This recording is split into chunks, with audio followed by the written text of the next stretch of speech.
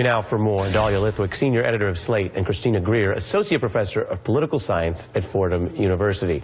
Dahlia, let's start with the reason it is harder to prove perjury than just to note that someone said something false. Well, I think it goes to the core thing I think you said at the very beginning, which is that we have been kind of defining truth down with lightning speed. And I think now there's this real question of intent. And even, you know, for a perjury charge or for the New York Times alleging that someone lied, the question is, if we can't prove that someone intended to lie, then it's not a lie. And I think that more and more we're living in a world where we can never show intent. The popular rhetoric is, we don't know what's in his head, we don't know what's in his heart. So you put and that, so nobody you put lies. That so interestingly. You were describing very, very precisely the Costanza defense. Right. Well, I think I'm even describing, you may remember last week when folks were being called upon to defend Donald Trump's tweet about Watergate, and what we're hearing more and more is, well, he believed it, as though then it's not false. And so I think we really, really want to realize that slippage has now happened, that now we are all seem to be in agreement that if he didn't know he was lying because he believes it, even if it's not true, it's not a lie. And that's the America we live in today. Well, I don't know if I think I do live there. I don't know if I want to live there. You're describing kind of a bonus for crazy. Christina, take a listen to a similar thing, which was, did Jeff Sessions know he was being untruthful? Was he knowledgeably being inaccurate when he said this? Okay. Senator Franken, I'm not aware of any of those activities. I have been called a surrogate at a time or two in that campaign, and I did not have communications with the Russians.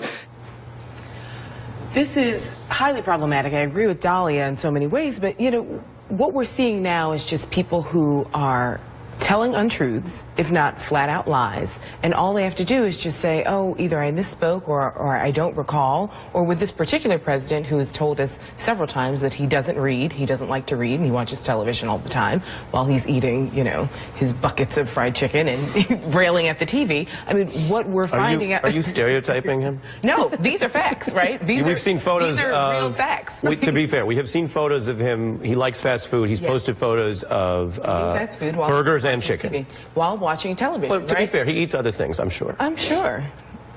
Go on. So, I shall.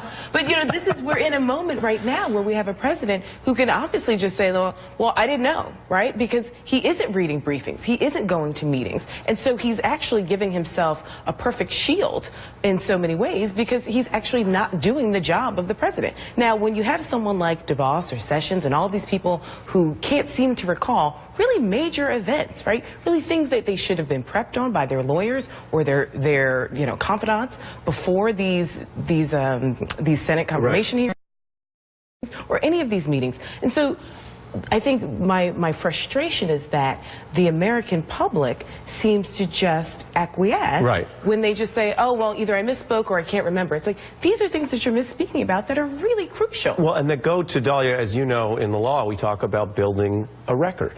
And that's on the principle that the record matters. When people say in Congress, for the record, they don't just mean like, this is a thing I say before I say something else. They mean that this will be useful in accountability. So here's Tom Price saying something that was later found to not add up. They were available to every single individual that was an investor at the time. The reality is that everything that I did was ethical, above board, legal, and transparent. The reason that you know about these things is because we have made that information available in real time as required by the House Ethics Committee. In fact, some of the investment access he had was special. Without going too down that rabbit hole, Dahlia, what does it say if he can do the hearing, he could say something like this, and then we all just move on?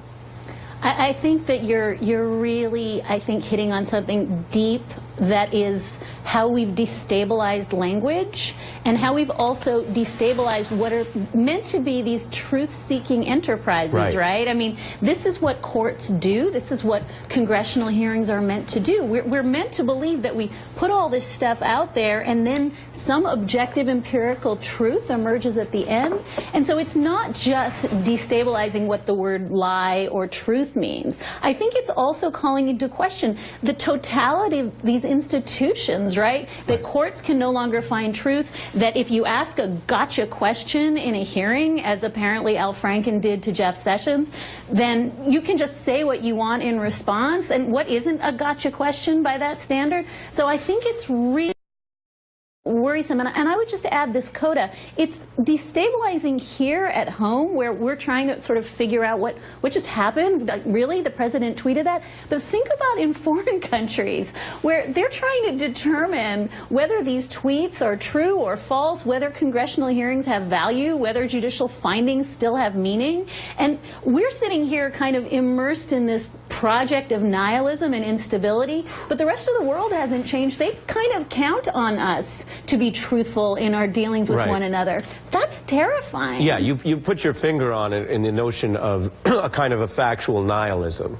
And anyone who's seen The Big Lebowski knows you have to be very forceful with nihilists, okay? Do you get that reference, Christina? I do. We are nihilists, Lebowski. For anyone who likes that movie, not everyone does. Both of you guys stay, I'm glad to say. So Christina Greer and Dahlia Lithwick, stay.